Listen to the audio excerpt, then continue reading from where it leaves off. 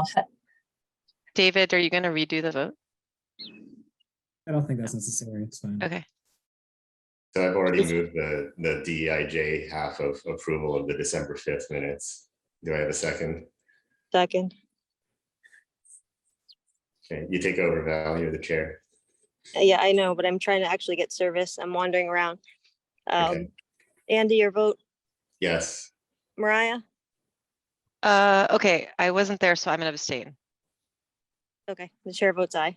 I was wondering why none of this sounded familiar. Okay. I vote yeah. yes as well. I'm sorry, Stephen, I didn't see you there. It's I okay. can't see participants, so It's okay.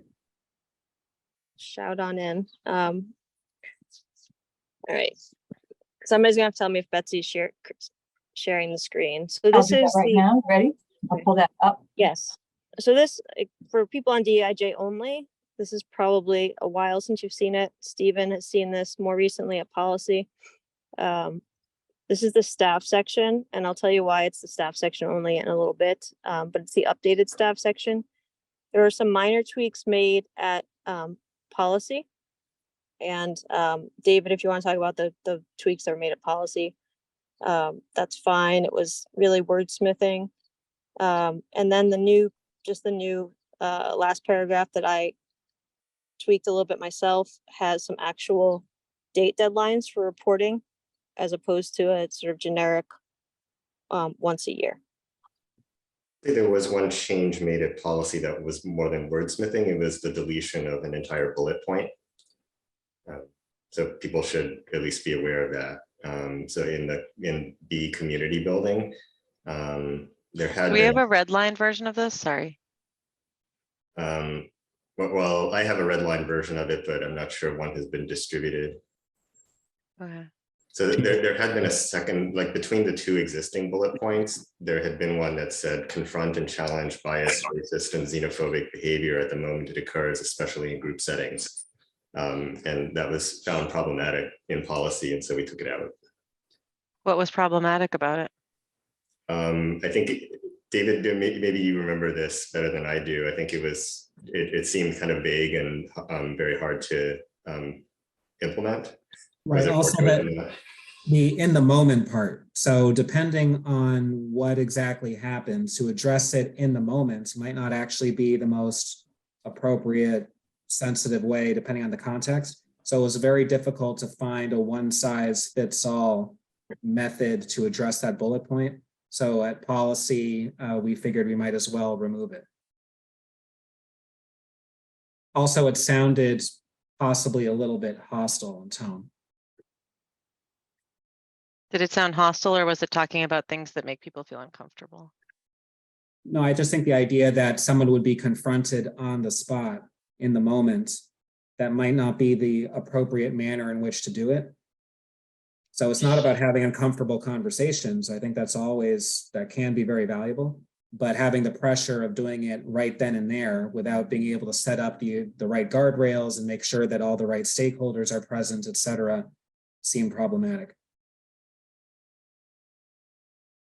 Can I ask Janae what she thinks? Yeah, I was going to say, so when we talk about that all the time as educators here, and for us, the whole in the moment can be that we literally say something like, something's happening right now, and we want to just acknowledge that this is going on. We want to take a few moments to think about it and then come back to it. And so you could argue that that is addressing it in the moment, just to make sure that that's what we hear from our kiddos and colleagues all the time, that if you don't speak to something in a moment as it's occurring in some way, harm continues and it's never revisited. But this is policy. I'm trying to keep separate the practices that we have here, that may be a little bit separate from what you're trying to do with policy.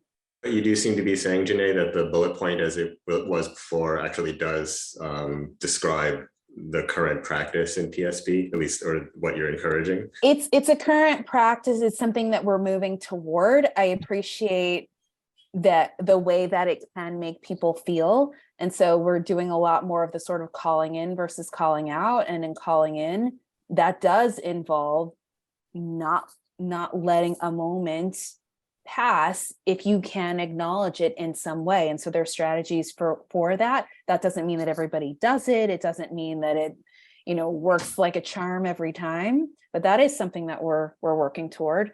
I'm not so married to it that I'm going to lose sleep that it's not here. I'm just saying to Mariah's question, that's what we do work toward. Well, I think, Janae, the way you phrased it now, I'd be a lot more comfortable with it. If it's about acknowledging the moments that people are aware of the behavior that's taking place, I think that's fine, and it aligns with the current practice. My concern was more, all right, now we're going to have an in-depth conversation about this, and Right. the principal's not there, and the parents aren't there, and others, and I was a bit worried about that. Right. if it's- No, that totally makes sense, David. And you're so right about further harm potentially being caused if someone doesn't know what that means or how to do that well. Again, I've said a couple times, my challenge is understanding what works for policy. And there's a lot of narrative around these conversations for us. And I don't think that you put all of that in a statement in a policy. So Right, so that would be the procedure piece, Janae, Right, but are you comfortable with us actually having that as the policy? Right, because if it then starts not getting followed, I just want to make sure that. Can I jump in, Janae, and say maybe the way that this gets zoomed out is that there's really, PSB is going to take active measures to provide professional development or training on how to identify the moments of these, I don't remember the exact wording of what was written down in the part that was deleted, but identify the moment and how to respond, and in a way, something like that. It's really about the professional development of people, of how to not do those things, Right. how to not hurt others through those things and not make those statements. So could I make suggest a very small tweak to the bullet point then? So just add the words train educators to at the beginning. So Can you now read the whole bullet so that Betsy has so it? it goes train educators to confront and challenge biased, racist, and xenophobic behavior at the moment, Yes. especially in group settings. Exactly. That's what it's about. Okay. And that covers like a much broader range of things going on. Absolutely. Yeah. That sounds good. Yay. All right. Yay. Thank you, Maria. Thanks, Steven? everybody. Steven, anything on that? You That good? sounds great. That sounds great. Okay. And then on the dates for reporting, I just added specific dates for a report to DIJ and then a report to full school committee.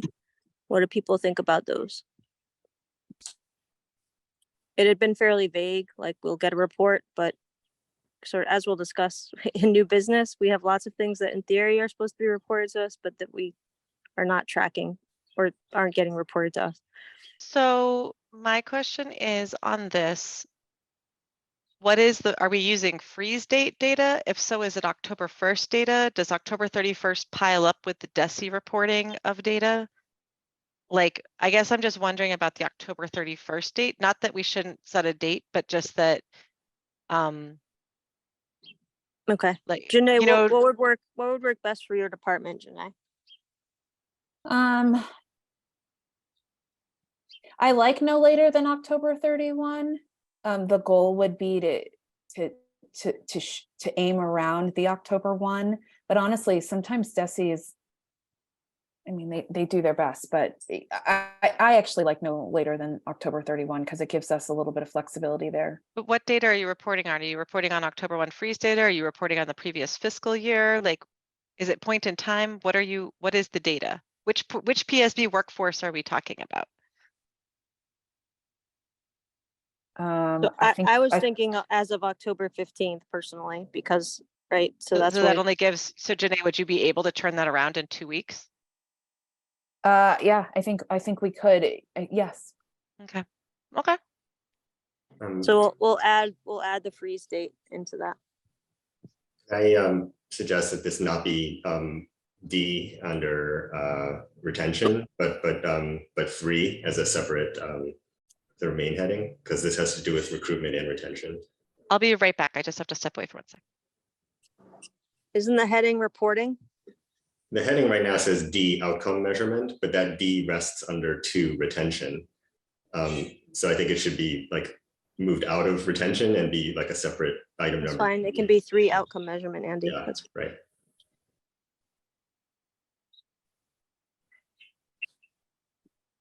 Okay, any other comments on this? So we can actually move it to full school committee?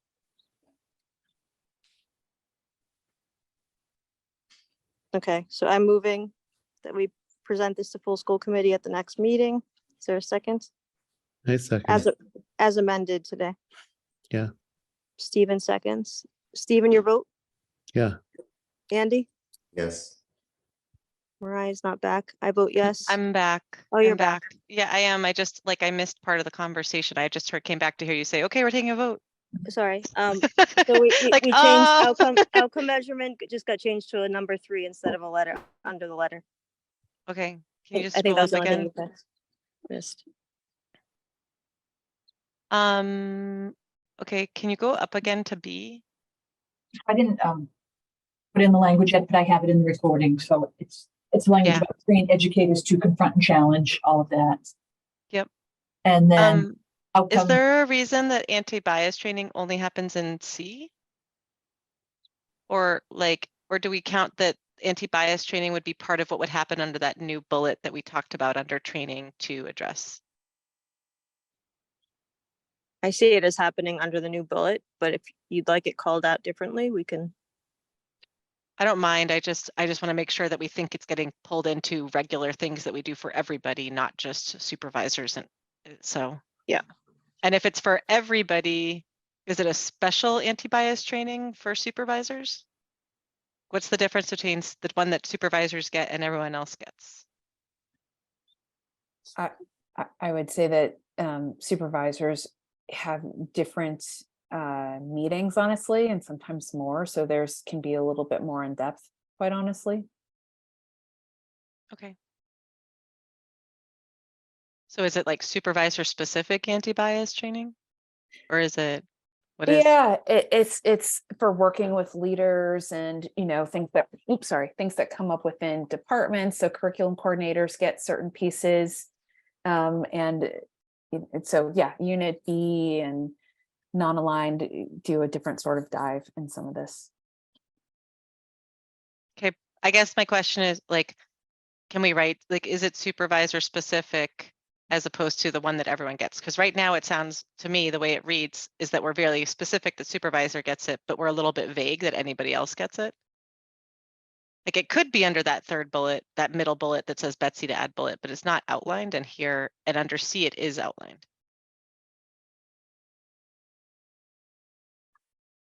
Yeah. We can add that into B as well, Mariah. Just as like a specific thing that gets called out. Yes. Okay.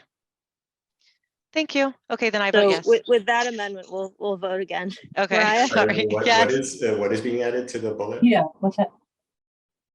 Anti-bias. Yeah, Yeah. Andy, will you read the thing that you read earlier, and let's make sure that it's clear in the recording for Betsy what we're talking about. Well, So what I read earlier was that bullet should be train educators to confront and challenge biased, racist, and xenophobic behavior at the moment it occurs, especially in group settings. What's being proposed to be added now? So my only question is it clear that anti-bias training is part of that? I think that also it does sound like it is because they're talking about being confronted. So maybe it's okay the way it is and I shouldn't worry about it. I think it's clear. Okay. Because it's train educators, right? To confront. But can we just add like supervisor for C, supervisor specific or additional anti-bias training or something like that? And is that not clear from the sentence following? I think it is, but again, my issue is that it sounds like supervisors get anti-bias training, but that means not necessarily anybody else is getting it. Oh, that's not how I read it. That's not how I read it. I do like the line that says who are responsible for evaluating other employees. Like the point is that, that matters in terms of their specific work charge. And so they're getting supervisor specific, you could argue. I don't think that change is necessary. Okay. Mariah, are you comfortable? Not really, but I'm not gonna if everyone else disagrees with me, I'll let it go. Let's see, back to the bullet, just what you typed, it's biased, not just bias. Yeah, Biased. yeah, biased, Yeah, biased, ED. racist, and Thank you. BIASED.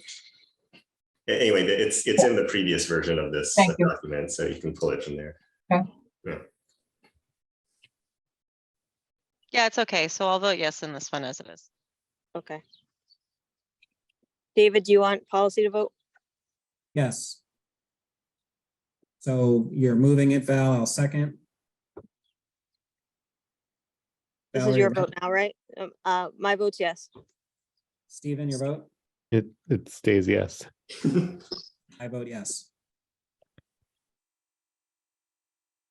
Excellent.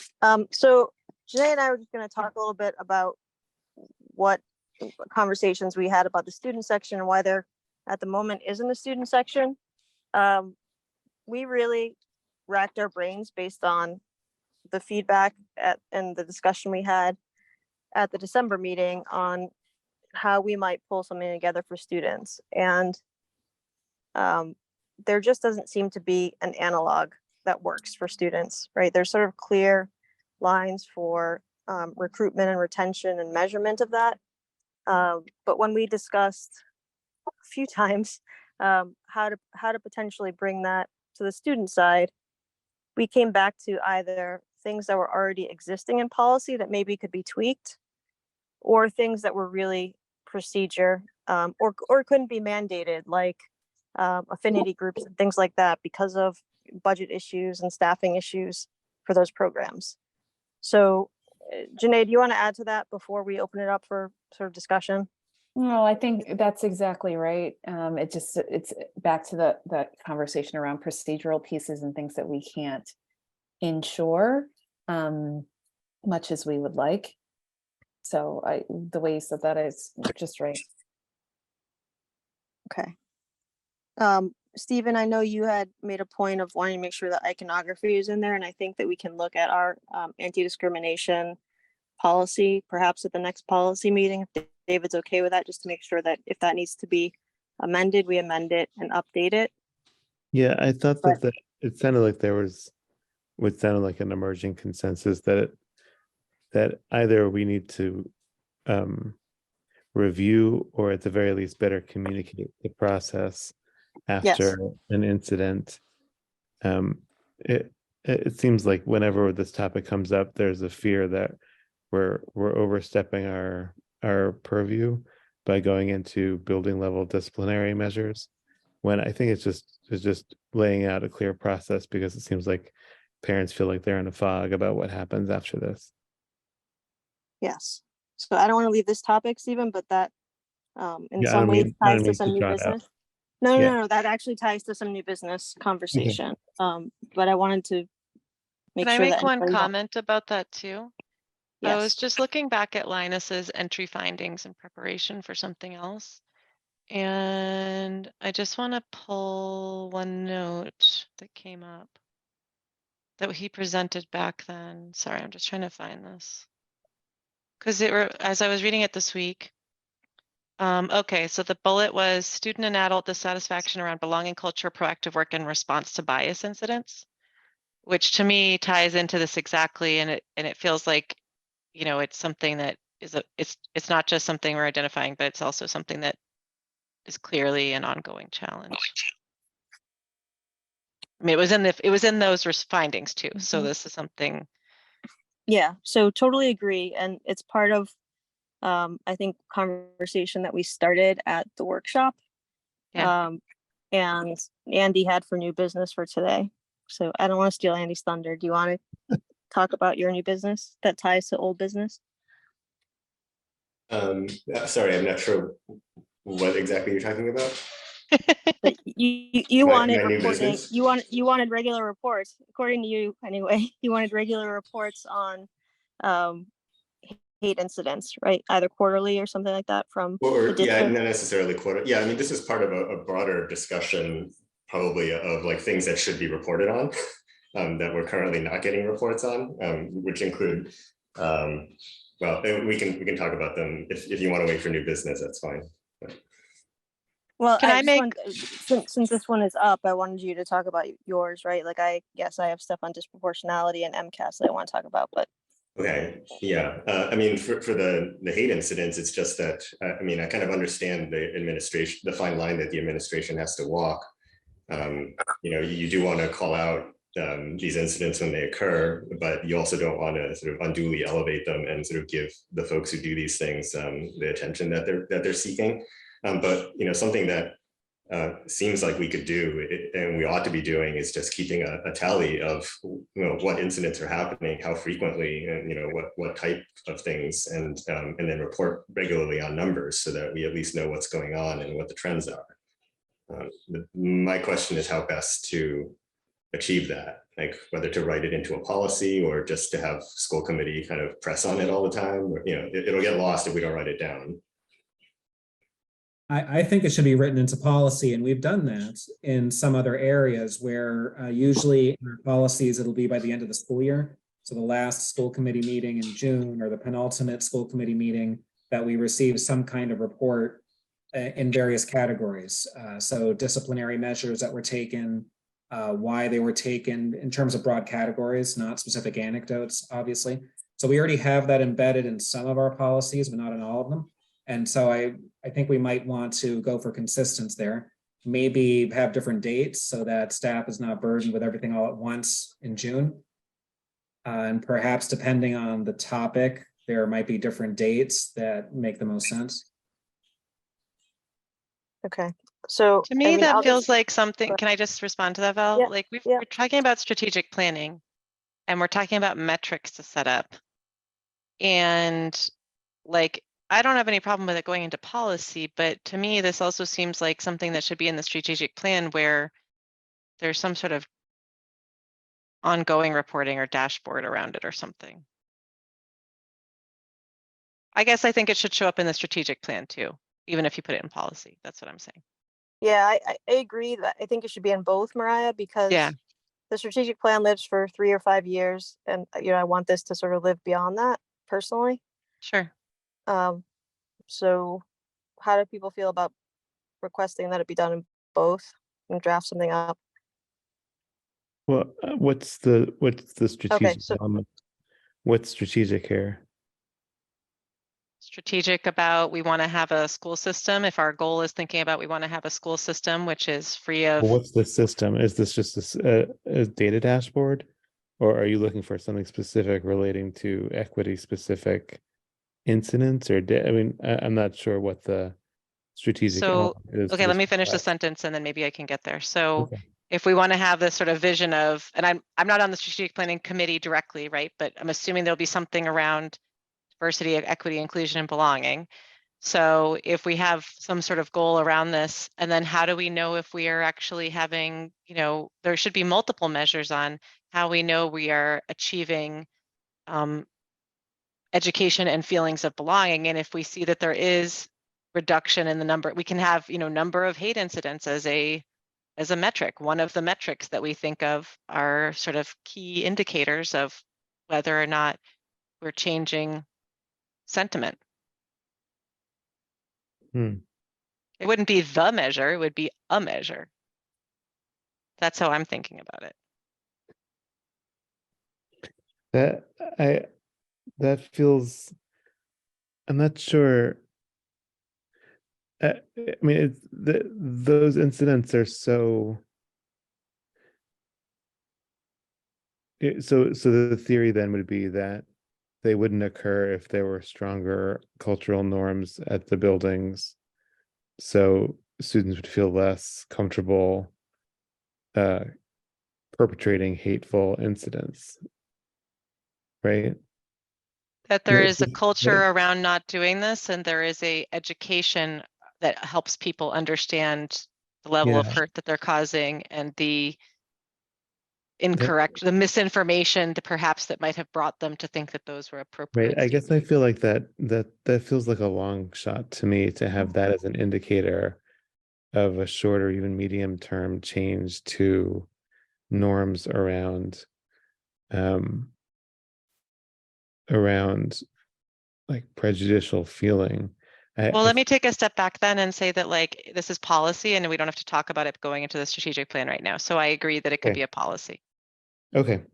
Yeah, I'm but just like stating- Stephen, I'm not sure that sort of reporting, like the kind of panorama survey type of reporting that we get from Matt Dubois sits very comfortably together with sort of a tally of hate incidents.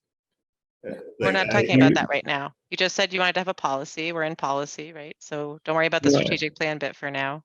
Okay, so Right, you're no, saying, Mariah, if it goes into policy, then it would no longer have to be associated with these other measures of belonging.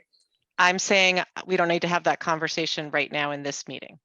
But this is a policy meeting. I'm saying we can put it in policy, and whether or not it shows up in the strategic plan is a separate conversation and a separate question. It can be in both places, or it can just be in the policy in that one, in the way that you're talking about. Well, I'm The asking prior- Mariah, what do you discussion- envision going into the policy? You're wanting to associate sort of other measures of belonging. No, you know, that was with- only in the strategic plan, oh, it's not in the policy. only in that context. Okay. Correct, Right. correct. So we talked about communication out too. Do we want to put that in the policy or do we want to leave that to procedure? Right, I so we're talking don't about care. reporting the incidents, but we I- need to do the communication piece too. And do we want to do that here or do we want to leave that to staff? My personal opinion is that the policy should say that there is a clear decision tree or whatever the right word is that everyone that is like propagated so that everyone understands when things are and aren't communicated. Yeah, I agree with And I think it's not just about these incidents, but like, for example, that other incident that we heard about recently, which I'm not going to go into the details of that. Yeah, yeah. And so how does that get communicated, right? It's not, and so things that the community should know about when and why. But it's not Okay. just about this one incident. Yeah, That's my opinion. I agree with that. In fact, I think the policy should probably govern communications more than anything else, because the actions are already. Well, I do think that it's important for us to have some data on how frequent the incidents are and a longitudinal look at that and whether they're going down. But those are or two not, and- separate policies, right?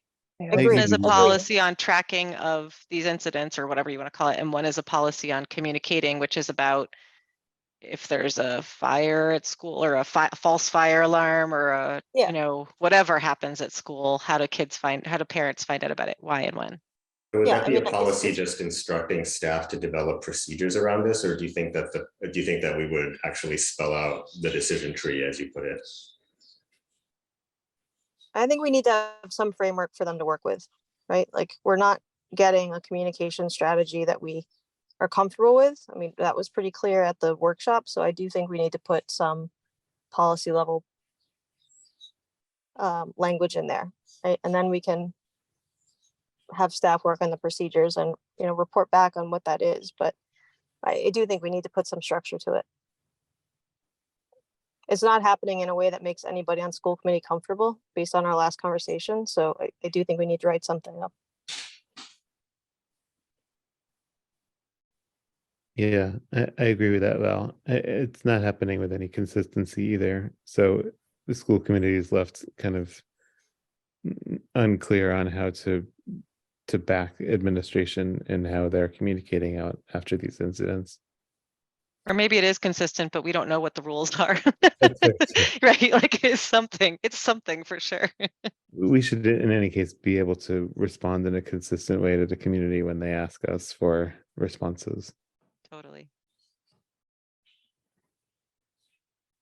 Okay, so David and I can work on that. The other two things I wanted to discuss that, to me, we hear about and then we don't really hear what's happening with it. I know we're getting a disproportionality briefing at our next meeting.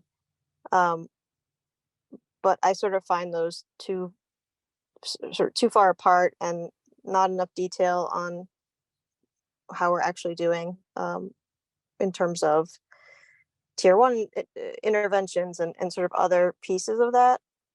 So one of the things I wanted to discuss was whether we want more reporting to this committee on that. And then the second was on MCAS disproportionality with students of color lower income students, students with disabilities, and how we're doing and what we're doing about that, right? Because we see the data over and over, but we never in between hear what's happening to change those outcomes. And, you know, the growth measures, I mean, we're doing worse in the state on the growth measures, we're doing worse in the state with our students of color. To me, it's just unacceptable. And I'd like some reporting other than just here's the MCAS data for the year. So I guess there's Can I ask a question, Val? Why wouldn't, for the staff equity policy, why wouldn't the student equity policy be framed around at least sort of this, initially around this kind of like reporting of outcomes, et cetera, like that happens at least once annually? I mean, it could be with that heading, Mariah. Like I'm not, you know, Yeah. I also think that there are hate incidents that happen with staff and other folks in school buildings that I wouldn't want to be left out of that report. Yeah. I mean, that's just sort of my perspective on it. I wanted it to be fairly broad in terms of what we get reported on. Agreed with that. I'm in favor. I mean, that's what we sort of asked for last year, right, Janae? I sort of said right at that meeting when you presented, how can we look at these programs and understand which programs are making the most impact? And it came up yesterday at the Bridge event too.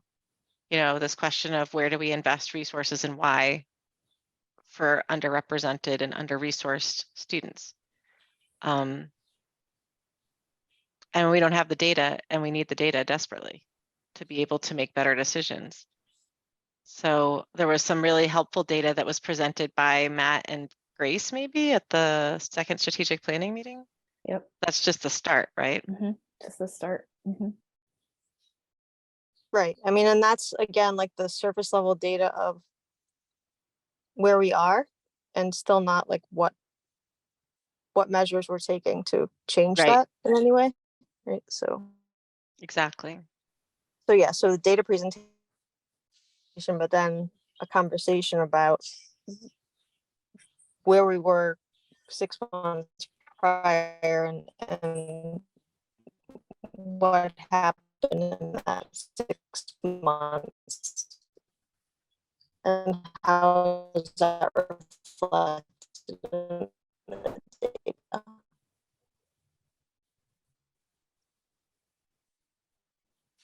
Does that make sense to folks? Val, you've all but cut out. I thought it was me. No, No. that's how you turn off your video today. You're like, please save the stream. Make it a sort of like reporting communication umbrella. Then it looks Val? too long. we can Val, we've been having a problem with your connection throughout your most recent statement. Oh.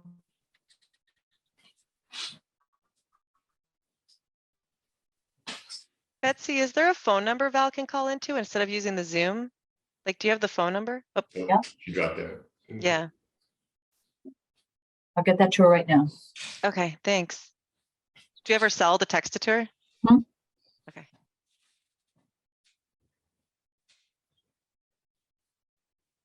So I got lost in that whole thing. I forgot where we were. It was so Yeah, I did. distracting. Where were we right before this? I know. What were we talking about? I got totally.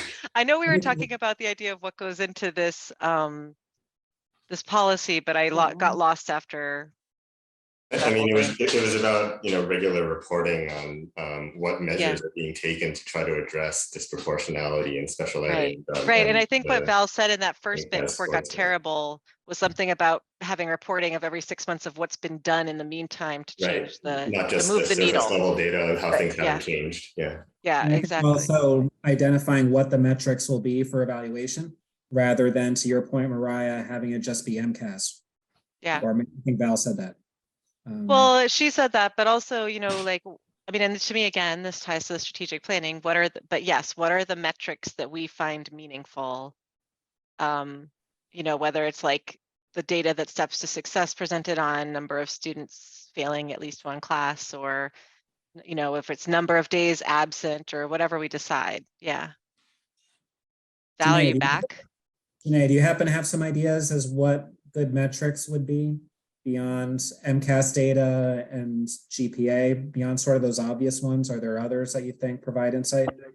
I think we've been having a lot of conversation about recommendations to courses in ninth grade and honestly throughout high school. And so who's in standard, or we don't call it standard anymore, but, you know, college prep, or how many students of color, as an example, are in performing arts, you know, those kinds of, so courses and selection of courses has always been something that's been very telling. So that's certainly one. But we and- don't need to decide what the metrics are here. The policy can just say it has to be sort of a report, right? With meaningful metrics. That works for me. I mean, it can. I would just hope it would go beyond what's usually presented. So what I thought was great about that Steps to Success presentation was it utilized quite a vast variety of metrics. And normally we would only get MCAS data and sometimes a proportionality of who takes what classes by ethnic grouping, but that's sometimes about it. And I'm not sure that that's always the most useful, at least on the MCAS side. Yeah. I don't disagree. I just don't know that we need to decide what the metrics are now, or that we want to enshrine them in policy. Data might change over time. Hi, PD. Data might change over time, or there's a new metric available to us. Certainly, I don't want it to just be MCAS only, though. So I think one way we could do that is maybe have an EG parenthetical and then give an example of 5, but say it's not limited to these, but that would at least show our intention for it to be beyond a sort of a minimalistic approach. Yeah. That's fine. That's good. Are we in the part of the agenda that is discussion of existing policies for students in general? That's where we are, right? Or are we under new business? Or are we under some mix of both?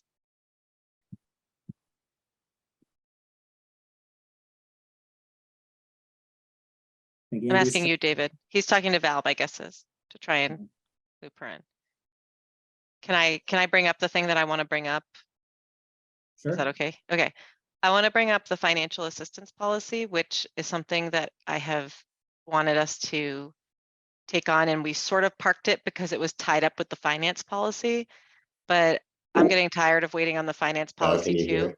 I can, but I hear Okay. about finance policy. I'm not sure what's Yeah, that's. No, true. yeah. So Sorry, I've got Val. Val on speakerphone. She'll be talking through Perfect. my Zoom connection Hi. via So speaker. it was really just a quick point to say that I was offering to put together a draft, essentially like an omnibus data and communications policy for what we just discussed. But if it looked like it was too convoluted when it was together, that we could break it apart at our next meeting, if that made sense to people. Sounds good to me. Yeah, It that's took great. like 5 connections to get that. That's great, Val. No, that's great, because I feel like there was a bunch of disparate points that I think we were agreeing didn't really fit together into a single policy. So an omnibus sounds lovely. Okay.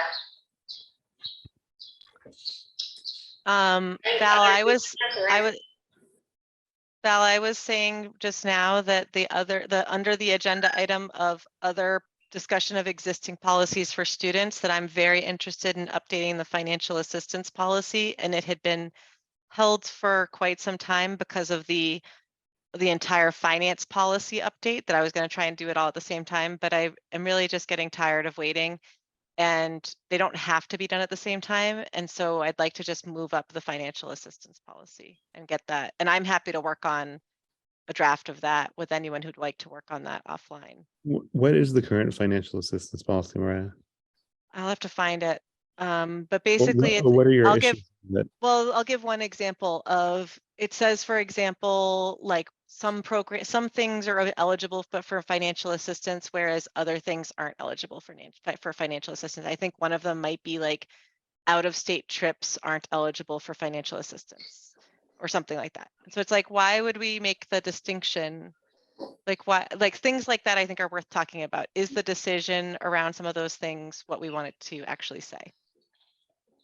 Revisiting that. There's another big thing, which I think is a financial assistance issue, is the cap on BEEP seats.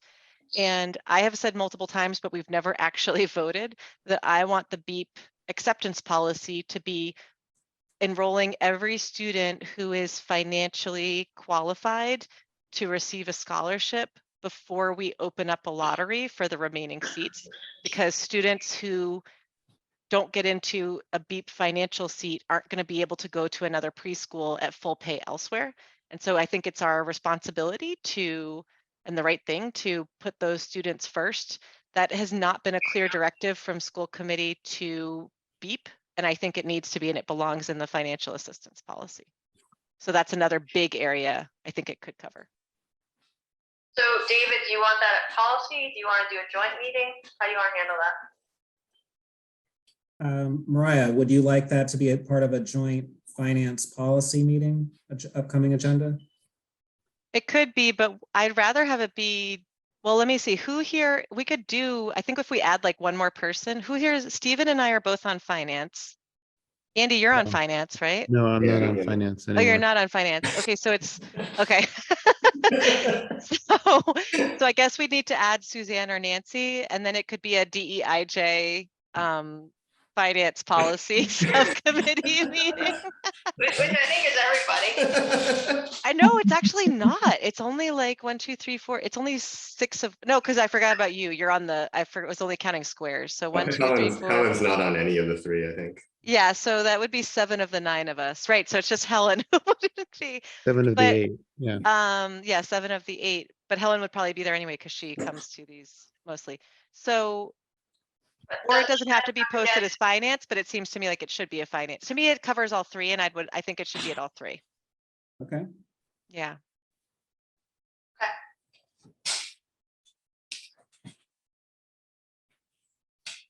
Any others that, I mean, we're going to look at the general discrimination, but any others? So financial assistance seems really critical.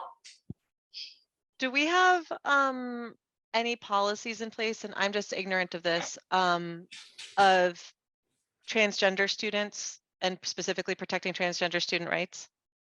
Specifically And- protecting, no, Val has a great draft that she worked on even before she was a school committee member. So I'm hoping we can resuscitate that real soon. Yes, Go ahead, so Val. there's a draft that I did work on before school committee. It needs updating in some sort of significant ways in terms of legal changes and just student identification and ways things have changed in the last 4 years. But yeah, we can do that for sure. And then, what's I gonna say? Yes, There are on elements that of one. it. Sorry. I was going to say that there are some elements of protections for transgender students that are in other parts of our policy handbook, such as wellness policy, physical education, and those drafts are currently being updated. But in terms of a standalone, that does not currently exist, but I'm certainly committed to us adding that. The other one I was thinking of is, as Rebecca pointed out the other day, school committee never adopted the menstrual products Yeah, I was about to add that. bylaw. Yes. So we've been doing it kind of ad hoc as a district and not really with a strong policy. So I'm in favor of us really crafting that into a policy that the high school and the K-8s need to follow. Others on that one? Even if we just write a policy saying we adopt town bylaw X Well, dot it's not a XX. bylaw yet. It's not a bylaw yet. It's No, the current one is. There's the new one, but we can adopt the other one. You want to adopt the old one? Okay. Why not? Adopt the old one and then adopt it. It's going to have the same numbering. Yeah. Yeah, that seems like a no-brainer.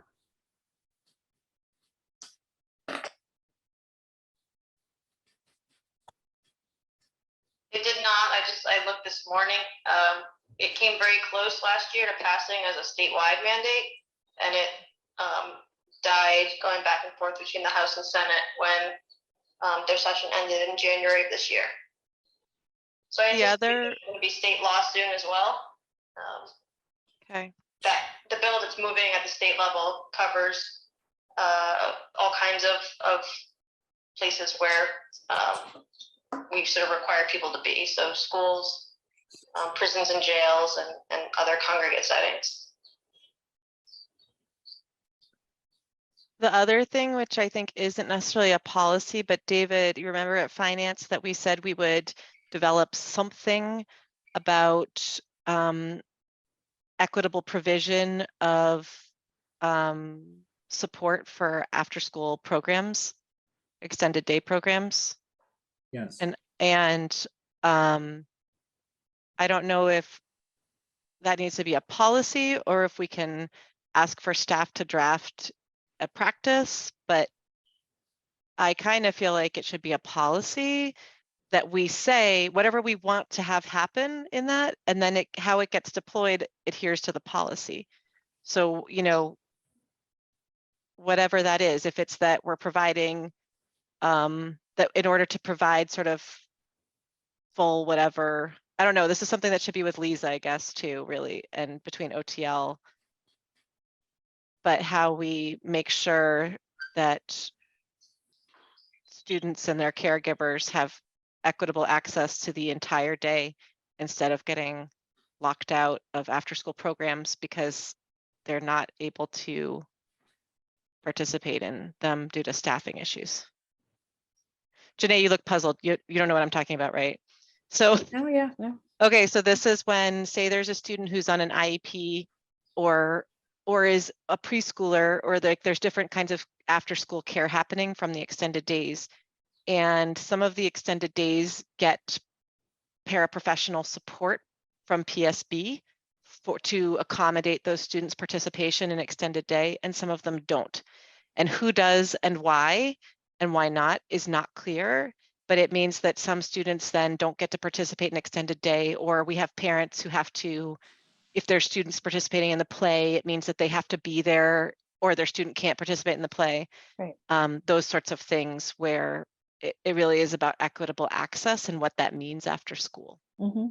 Absolutely. Yeah, long ago, long before school committee, I was told that the differentiation was if it was a nonprofit versus directly provided by PSB, but I think that actually doesn't hold true. I think that if it's happening in a PSB facility or building, it has to be covered equitably. I believe that is the law, but I don't believe that has been what has happened in practice exactly because of that. Exactly.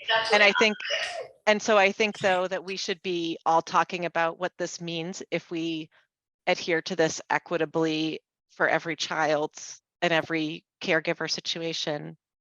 To me, it's the right thing, but we have to talk about what that means and who this applies to, et cetera.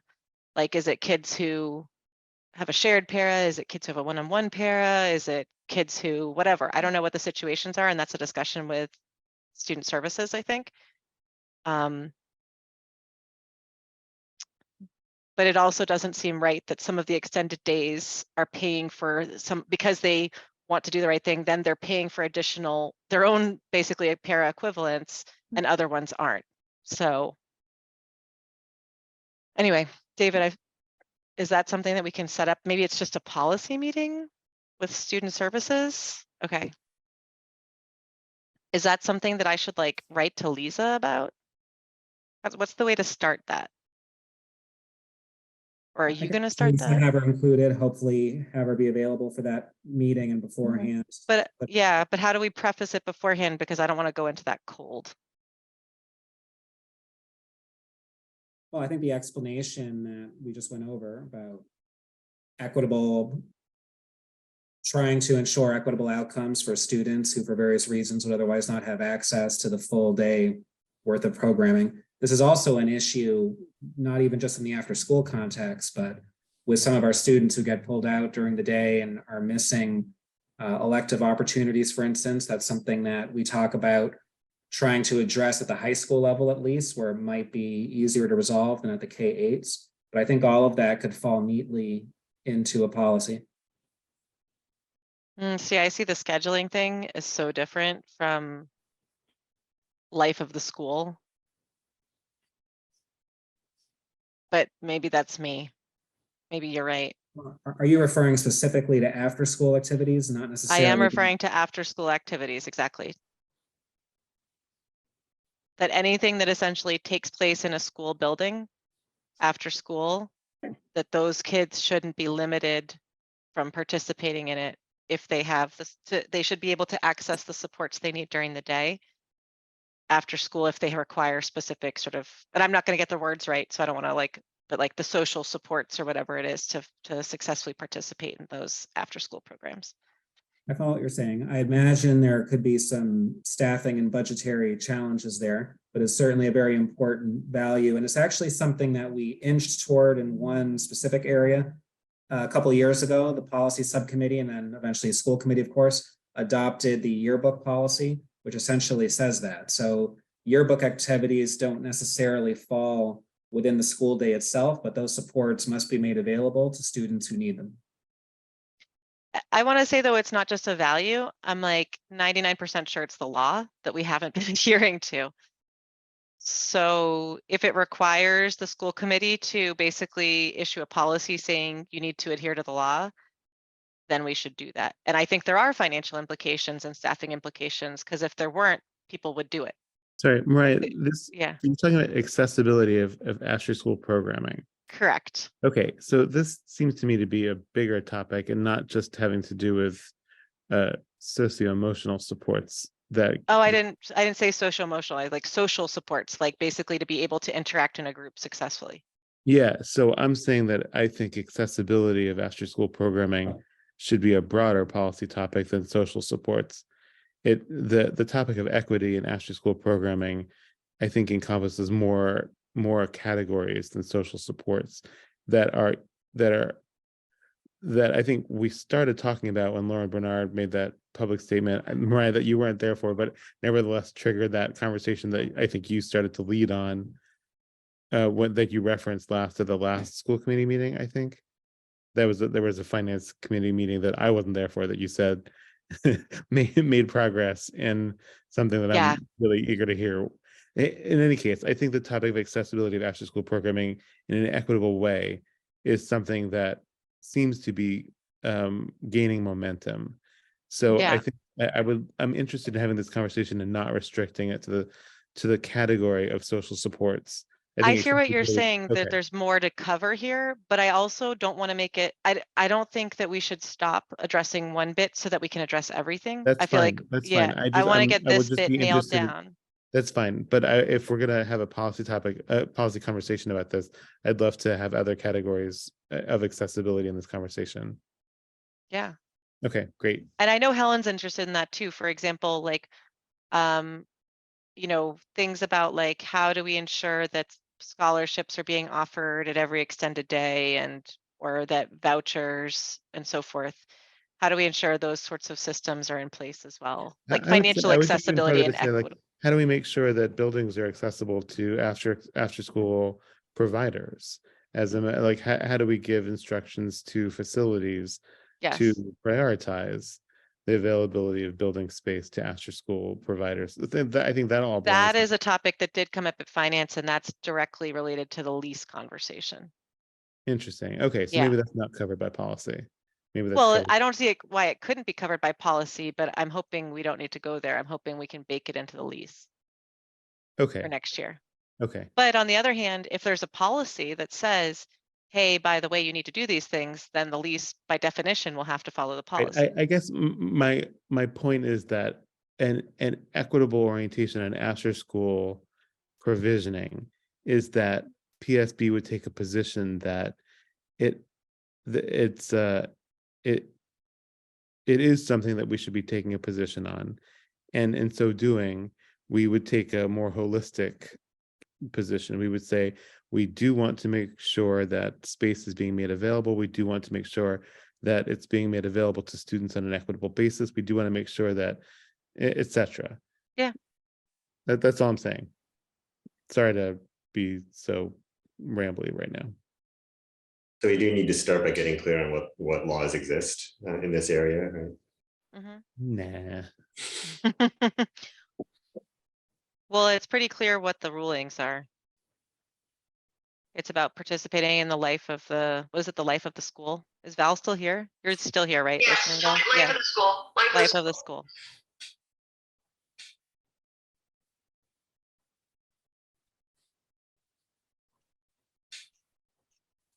And I think Mariah's right. I think we just haven't been following it. Yeah.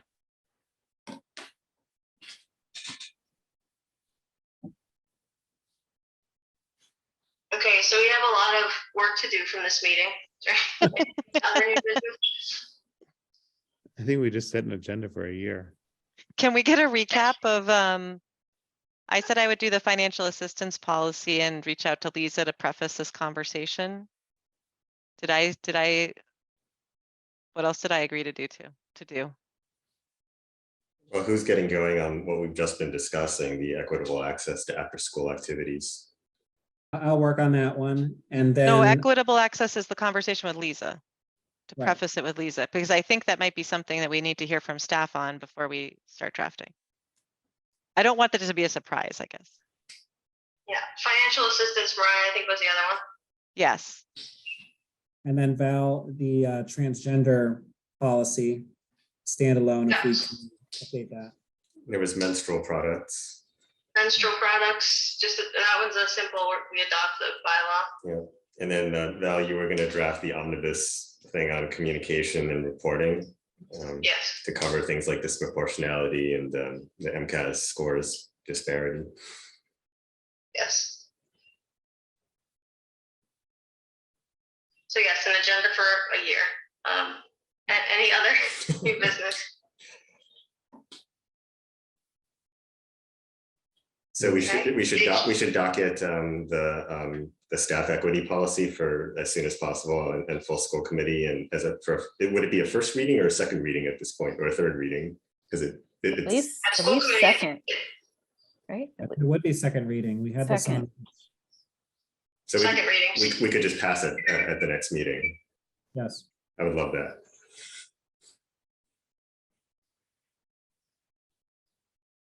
I'll clean up the document and get it around to everybody tonight so that it represents everything you said tonight. Thanks, Betsy. Oh, thank you, Betsy. Anything else or motion to adjourn? So moved. Sorry, I was gonna say the two students really regret that they couldn't be here. They keep texting and sending emails. Just wanted to say that for them. It's understandable. It's an awkward time for busy students. Which meeting are we adjourning first? All of them. Oh. All of them, yeah. Well, all right, well, DEIJ first. All right, Andy, Yes. Stephen, Yes. Mariah, Yes. and I vote yes. All right, and for policy, Valerie, Yes. Stephen, Yes. I'm thinking about it.